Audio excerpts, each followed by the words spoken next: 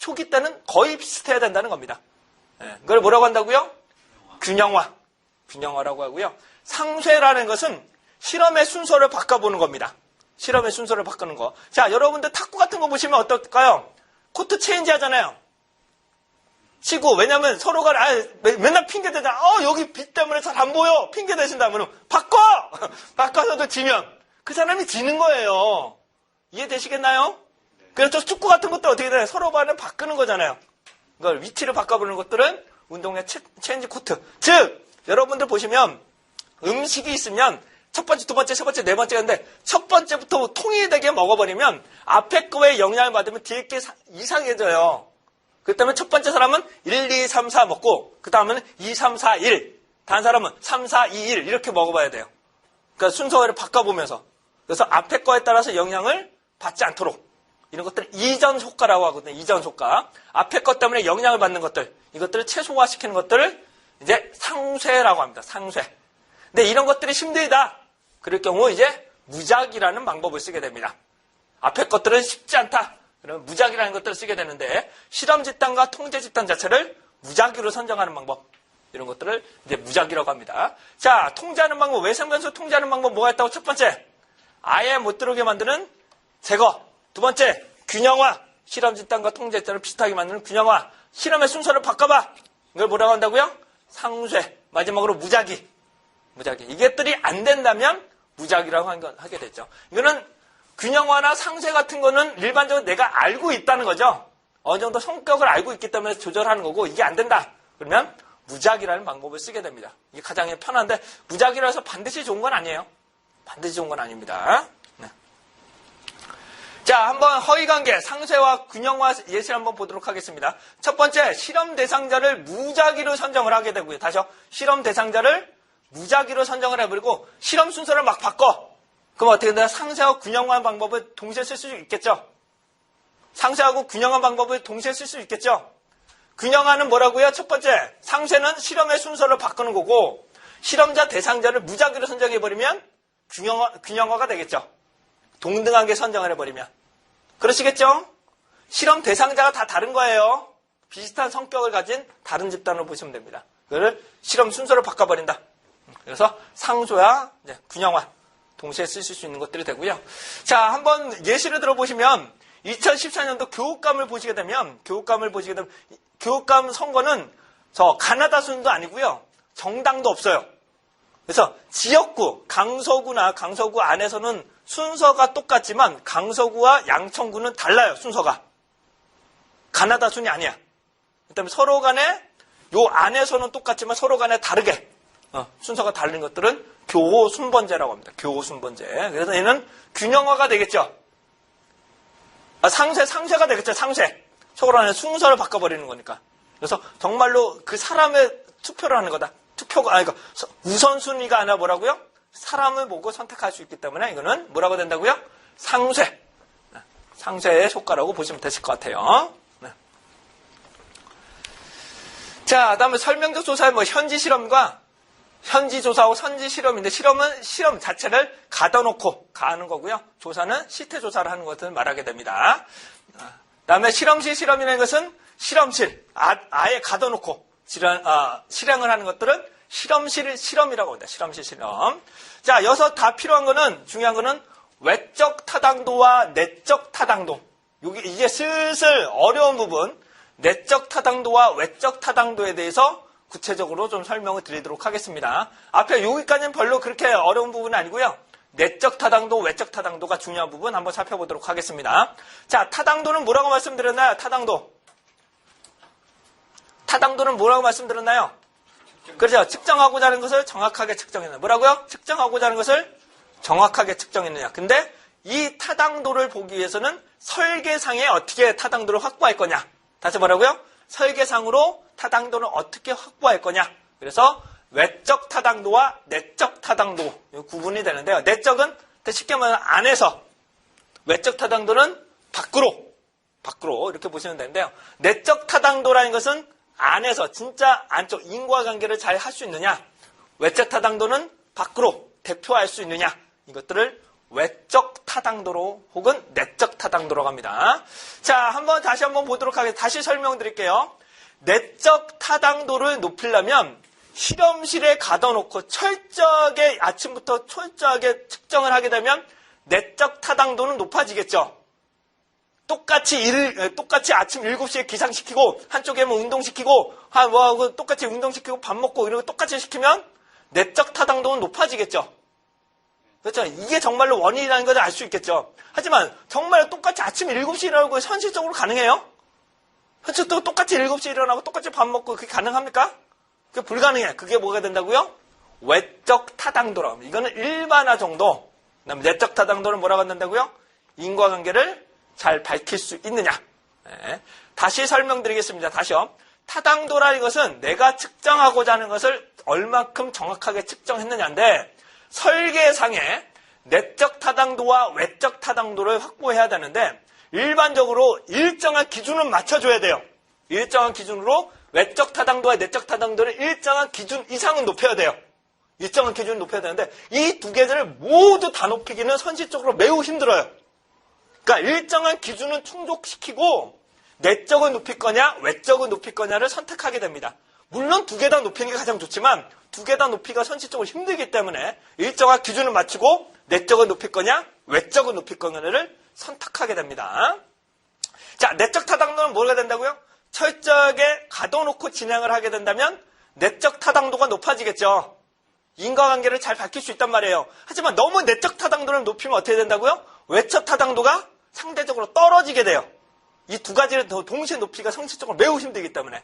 하지만 외적 타당도를 너무 높여버리면 어떻게 될까요? 내적 타당도가 떨어지게 됩니다. 다시요. 어머니께서, 여러분들의 부모님께서 와이프님께서 보약 좀 먹어봐. 이렇게 주셨습니다. 근데 꼭 밥 먹고 30분 안에 먹어야 돼. 술과 담배 절대 피면 안 돼. 먹으면 안 돼. 라고 했는데, 그날만 되면 전화 오시잖아요. 술 먹으러 나와라. 술 먹으러 나와라. 야, 나 약 먹는데? 너만 약 먹냐? 나도 약 먹는다. 안 되는데. 오늘 알았어. 얼굴만 비칠게. 너 오늘 나 안 만날 거냐? 나갈게. 그러면 나 약 먹어야 되는데, 웃기지 마! 그러고도 알았어. 이렇게 되면 어떻게 된다고? 외적으로는 정말로 쉽지 않다는 거죠. 그러니까 현실적으로 접근하는 정도를 살펴보는 것들. 이걸 뭐라고 한다고요? 외적 타당도라고 한다. 외적 타당도. 내적 타당도는 정말로 그것 때문에 효과가 보는 것들. 이거는 내적 타당도라고 합니다. 자, 실험실 여기까지만 하시고 잠깐 쉬도록 할게요. 자, 실험실이라는 거 보겠습니다. 다시요. 인과관계의 3조건, 추론의 3조건 보겠습니다. 추론의 3조건 뭐가 있다고요? 추론의 3조건. 시간적으로 앞에 건 내시니까 뒤에 거 나가요. 시간적 선우성, 공동변화, 허위관계 통제. 그래서 여러분들에게 제가 강조드린 게 암기로는 한계가 있어요. 분명히 말씀드려요. 암기가 한계가 있기 때문에 이해를 중심으로 약간씩 자꾸 쓰는 연습을 하셔야 돼. 다시요. 제가 강조드렸던 건 뭐라고요? 원인이 일정한 방향으로 되면 결과가 일정한 방향으로 간다. 그럼 뭐가 먼저 변해야 된다고요? 그래. 독립변수가 먼저 변해야 돼. 그래서 시간적 선우성. 독립변수가 변하니까 결과가 변해. 이게 뭐가 된다고요? 공동변화. 근데 그 외의 것들은 철저하게 다 제어를 시켜야 된다. 이게 뭐가 된다고요? 외생변수 통제 혹은 허위관계 통제. 허위관계 통제를 하게 됩니다. 자, 허위관계를 통제하는 방법이 뭐가 있다고요? 아예 못 들어오게 만드는 제거. 그 다음에 균형화. 비슷한 집단을 만들어. 그 다음에 뭐가 된다고요? 상쇄, 실험의 순서를 바꿔봐요. 그 다음에 무작위. 조사 대상자를 아예 무작위로 선정하는 방법이 있어요. 다시요. 자, 실험을, 여기서 보시면 이제 실험이라고 가정할게요. 실험이 뭔지는 아시죠? 대충. 뭐라고? 가둬놓고 때리는 거예요.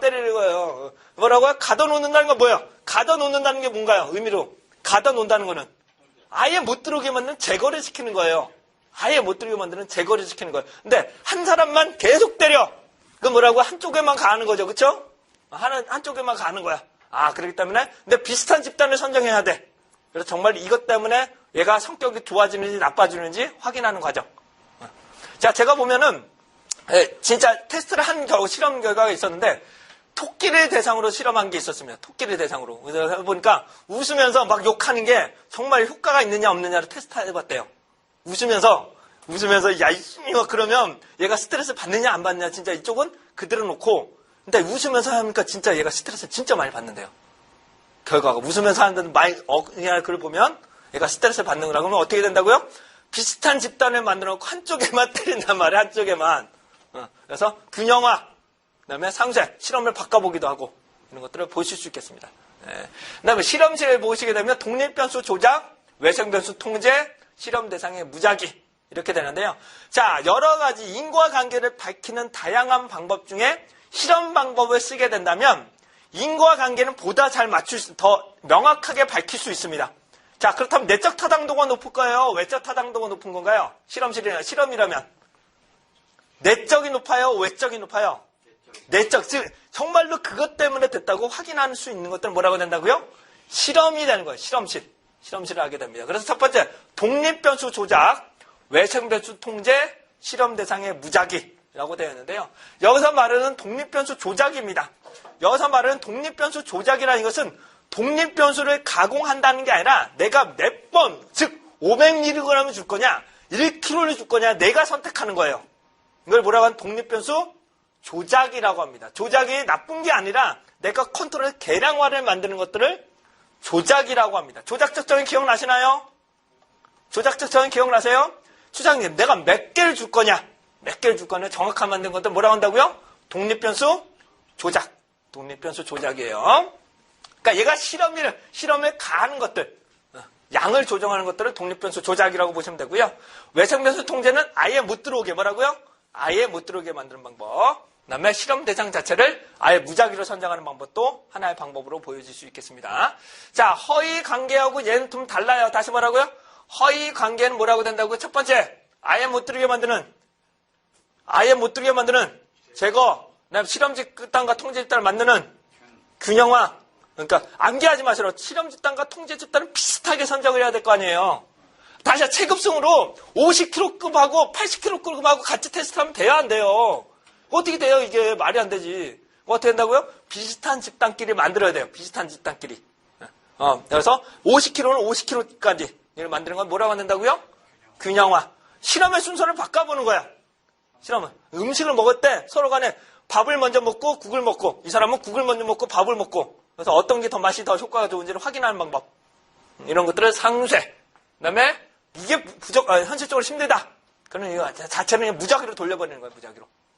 이런 방법도 있을 수 있습니다. 실험실은 뭐라고요? 실험실 전제 조건은 독립변수 조작, 외생변수 통제, 실험 대상의 무작위.